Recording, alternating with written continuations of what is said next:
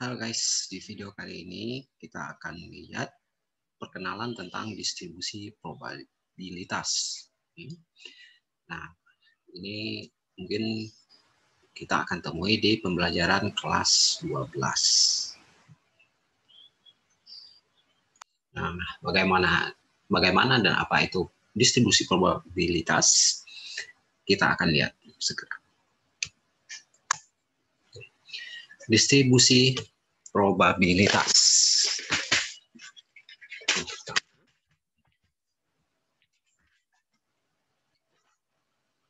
Mengenai apa itu distribusi probabilitas. Distribusi probabilitas, nah, yang menyangkut di sini, yang pertama disebut dengan variabel random. Ya, kita akan mengenal beberapa istilah di sini terlebih dahulu. Variabel random bisa didefinisikan sebagai variabel acak dari sebuah fungsi yang memetakan ruang sampel. Nah, ruang sampel kita misalkan dengan S ke himpunan bilangan real atau R. Dan bisa ditulis X, nah di mana X itu adalah variabel randomnya. S yang memetakan ke R.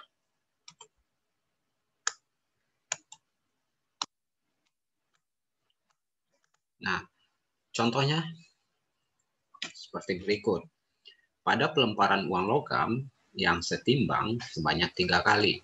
Nah, dalam pelemparan uang logam ini, kita tahu ruang sampelnya bisa triple G, bisa double G1A, GAG, AGG, GAA, dan seterusnya, di mana G itu menunjukkan jumlah gambar atau gambar yang muncul ketika uang logam tersebut ditos, dan A menunjukkan angka.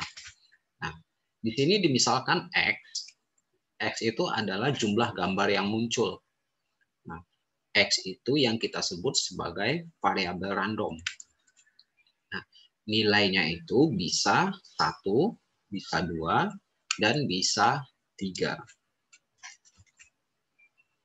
Sekarang untuk variabel random ini terdapat macam-macam. Nah, berikut macam-macam variabel random tersebut. Yang pertama, variabel discrete. Variabel discrete ini menyatakan itu nilai yang dapat dicacah. Artinya ini berupa bilangan bulat.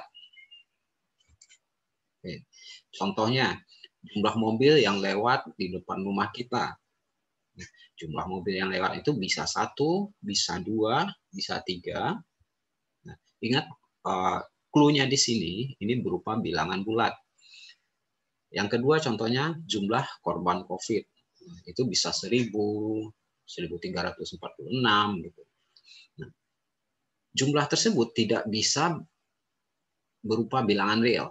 Artinya jumlah mobil itu tidak bisa 2,5 atau jumlah korban COVID yang meninggal itu 3,25 orang. Nah, 0,25 orang itu seperti apa kita tidak tahu. Jadi intinya di sini variabel discrete itu menyatakan nilai bilangan bulat atau nilai bilangan cacah. Kata kuncinya cacah. Nah, berikutnya itu ada variabel kontinu. Oke. Untuk variabel kontinu itu adalah di mana titik sampelnya itu tidak berhingga banyaknya. Oke. Karena titik sampel itu berupa bilangan real. Jadi semua bilangan termasuk bilang koma dari 0,0001 sampai sekiannya. Nah, ini dibatasi dalam sebuah interval untuk batasnya. Nah, contohnya di sini seperti hasil pengukuran tinggi badan.